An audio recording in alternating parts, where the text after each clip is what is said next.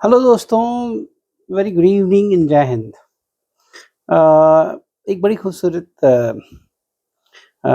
खूबसूरत ओएलक्यू है मैं कहूँगा और उसको अगर समझना है तो मैंने बार-बार कहा है इफेक्टिव इंटेलिजेंस अगर आप जानना चाहते हैं, तो what should you actually see is कि what is the level of common sense that you have. अब इफेक्टिव इंटेलिजेंस में अगर आप थोड़ा डिटेल में जाएँगे तो उसमें एक और फैक्टर रहता है finding resources when in tight corner. Finding solutions rather finding solutions when in tight corner resources भी आप कह सकते हैं बट रिसोर्सेज भी है इसमें इन्वॉल्व उसको कहते हैं इम्प्रोवाइजेशन ऑफ रिसोर्सेज और improvisation of whatever decision you might have taken. So एक मैं आपको बहुत इंपॉर्टेंट इसमें कहानी सुनाता हूँ और आप समझ जाएंगे कि इसका आशय क्या है और आप फिर ये भी समझ जाएंगे कि क्यों ये इम्पोर्टेंट है। मेरा एक स्टूडेंट है जो राइट नाउ आईएमए में है। अब वो आईएमए में है इसलिए मैं उसका नाम नहीं ही लेता हूँ तो अच्छा है। अब वो जो लड़का है, I think he is the perfect example of finding solutions when in tight corner.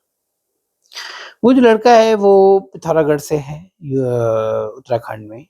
Pithoragarh में जिस जगह पे वो रहता है, वो विलेज का है बेसिकली। पिथौरागढ़ के आगे जो विलेज उस डिस्ट्रिक्ट में आते होंगे, जैसा मैं इमेजिन कर पा रहा हूँ और जैसा उसने मुझे समझाया, तो he is from the district which is in he is from a village which is in Pithoragarh district. So problem उसकी क्या थी कि वहाँ पे इंटरनेट नहीं था। इलेक्ट्रिसिटी तो थी, परंतु वो भी फिर एज़ यू नो पहाड़ों में कभी-कभी बिजली चली जाती होगी, तो sometimes it used to go and it used to take a long time for the electricity to come back. उसकी जब मैंने इंग्लिश सुनी और जब उसका प्रोफाइल देखा तो वो कहीं गया भी नहीं, ऐसा नहीं कि कहीं बाहर जाके पढ़ा हो, चाहे दिल्ली में आके पढ़ा हो, चाहे कहीं और पढ़ा हो, ऐसा इश्यू नहीं था उसका। उसका इश्यू बहुत सिंपल एंड स्ट्रेट था कि वहीं पढ़ा है। उसकी इंग्लिश मतलब शानदार। तो मुझे आश्चर्य हुआ और जब उसने अपनी कहानी सुनाई, तब आप कहेंगे कि yes this is what may be called as finding solutions when in tight corner. तो उसके पास कोई रिसोर्स नहीं है, उस गाँव में कोई पढ़ाने वाला नहीं है, इंटरनेट भी नहीं है, तो क्या करते थे ये लोग? They used to cycle every second और third day, maybe Wednesday और सैटरडे और समथिंग। ये लोग साइक्लिंग करके ऊपर जाते थे। 15 से 20 किलोमीटर लोग ऊपर चढ़ते थे पिथौरागढ़ पे। पिथौरागढ़ में आके वहाँ पे इंटरनेट वाला एरिया ढूँढ के उसमें डाउनलोडिंग करते थे और जितनी भी चीज़ें इनको मटीरियल्स और whatever is required they used to download those materials, then go back home and then they used to study and then they used to come back again and then again. So what is he doing? He is finding a solution when life has put him in the tight corner. पर ये नहीं कि उसने अपना मार्ग बदल दिया। और ये नहीं कि उसने ये कहा कि अब तो मेरे से हो नहीं सकता, बिकॉज़ मैक्सिमम लोग आप कहेंगे ये वाला एक्सक्यूज़ ज़रूर देते हैं कि मैं तो इंग्लिश नहीं बोल पाया बिकॉज़ मेरे रिसोर्सेज़ नहीं थे, चाहे ये नहीं था। तो मैंने उससे ये पूछा आउट ऑफ क्यूरियोसिटी कि तुमने इंग्लिश कैसे सीखी चलो? तो उसने कहा sir I used to watch lot of videos. तो मैं वीडियोज़ देखता था, मैं डाउनलोड करता था और मैं उसको फॉलो करता था। एंड इतना इम्प्रेसिव पर्सनैलिटी। एंड आपको और जान के आश्चर्य होगा कि वो करते क्या थे वो लोग। उसके पिताजी जो हैं वो he used to rear sheeps. तो उनका क्या था कि शीप्स होते थे और उनको लेके जाना और चराना, उनको सुबह लेके जाना, चराना, फिर जो भी इनका रूटीन होता है, तो he used to do that. Sometimes when his father is not available or when there is scarcity of some requirement or father is not whatever, तो ये काम करना, उनको लेके जाना, उनको चढ़ाना ऊपर एंड देन रिटर्निंग बैक। तो इस परिस्थिति में भी बंदे ने अपने इंग्लिश पे ही काम नहीं किया, उसने अपनी जनरल अवेयरनेस पे भी काम किया, उसने अपनी पर्सनालिटी पे भी काम किया, उसने अपने धैर्य पे काम किया और मंजिल को पाया। इसी को तो कहेंगे finding solutions when in tight corner. आप क्या करते हैं? क्या आप ढूँढते हैं सॉल्यूशन जब आप फँस जाते हैं? जब life when life puts you and will put you may be, and it keeps putting every one of us, so not that it will put you, I mean to say you per se, what do you do? If you're the kind of person who finds the solution rather than beating around, कि नहीं अब क्या होगा, तो क्या करूँ, तो कैसे होगा, तो फलाना, तो ढिमकाना की बजाय अगर आप सॉल्यूशंस ढूँढते हैं और सॉल्यूशंस में इन्वेस्टमेंट करते हैं, then it means that your effective intelligence is high. आप एक चीज़ को समझिए दोस्तों, आप चाहे आप सब एसएसबी की तैयारी कर रहे हैं, आप सबका ध्येय ये है कि मैं फ़ौज में अफ़सर बनूँ, आप में से कई लोग बन रहे हैं, आप भी बनेंगे और मुझे पूरा पूरा विश्वास है कि अम रामायण की वो पंक्ति कि जेहि पर सत्य स्नेहु सो तेहि मिलै न कछु संदेहु। तो यदि आपका सत्य स्नेह अगर किसी चीज़ पर है, वो आपको मिलेगा और इसमें कोई संदेह नहीं है। तो भगवान राम कह रहे हैं और क्यों कह रहे हैं? बिकॉज़ अगर आपका सत्य स्नेह होगा, तो आपके एफ़र्ट्स भी तो उतने ही लगेंगे ना। आप अगर किसी चीज़ को बहुत प्यार से चाहेंगे, दिल से चाहेंगे, शिद्दत से चाहेंगे, जिसको कई मूवीज़ में इस तरह से प्रेज़ेंट किया कि अगर तुम किसी को शिद्दत से चाहो तो पूरी कायनात, आई थिंक ये उर्दू वर्ज़न हो गया उसी चीज़ का। बट हमारे रामायण में तो बहुत पहले से अगर आप देखें तो, कि जेहि पर सत्य स्नेहु सो तेहि मिलै न कछु संदेहु। तो मैं इसलिए मैं चौपाई की बात आपसे कर रहा हूँ कि अगर आप ध्येय आपका पक्का है, निश्चय पक्का है, तो आप ज़रूर किसी न किसी गाइडेंस प्रोग्राम में जाएँगे और जाना भी चाहिए।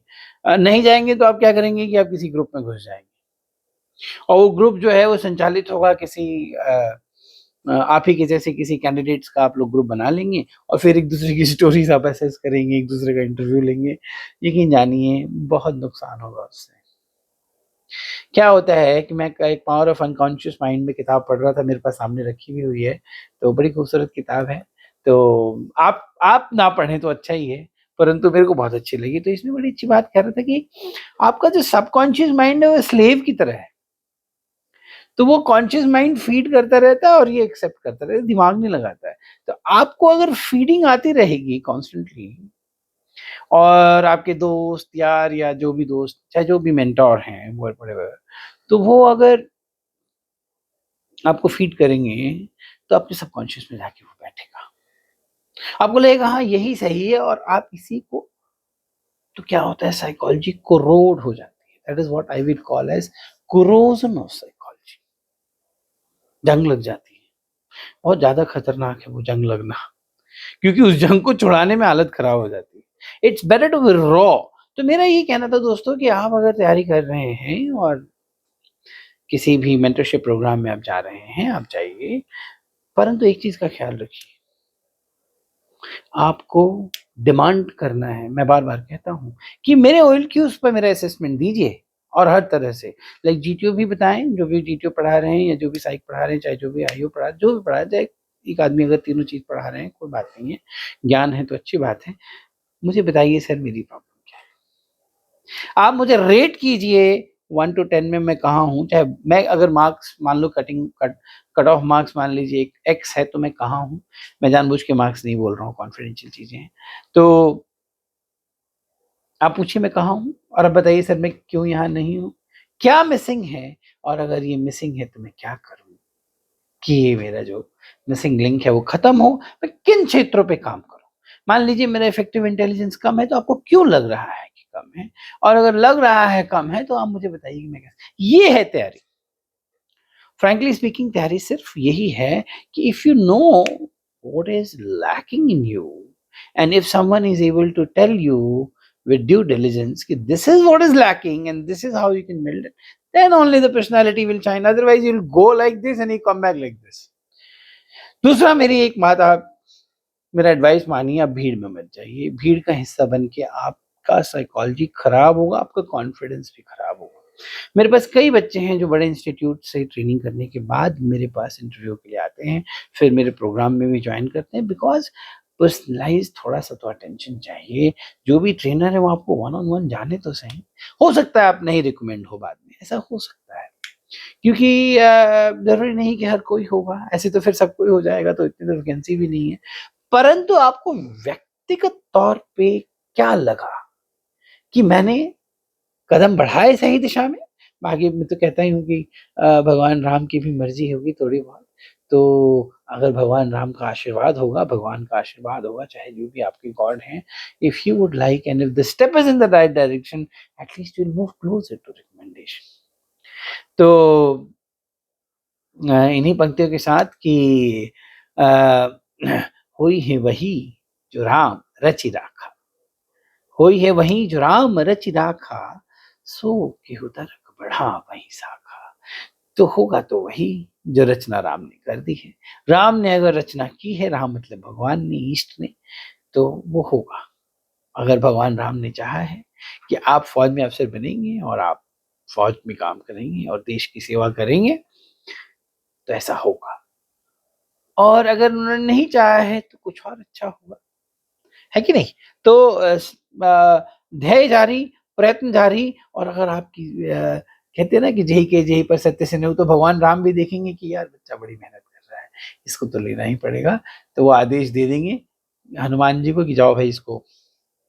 आई hope you are getting my point. Thank you. Jai Hind. ऐसे ही अनायास मेरे मन में ख्याल आया तो मैंने सोचा आपसे भी शेयर करूं। बताइएगा वीडियो कैसा है, कुछ समस्या हो, कुछ डाउट हो, मुझसे पूछ सकते हैं आप, कनेक्ट कर सकते हैं। और I wish you all the best. जय हिंद।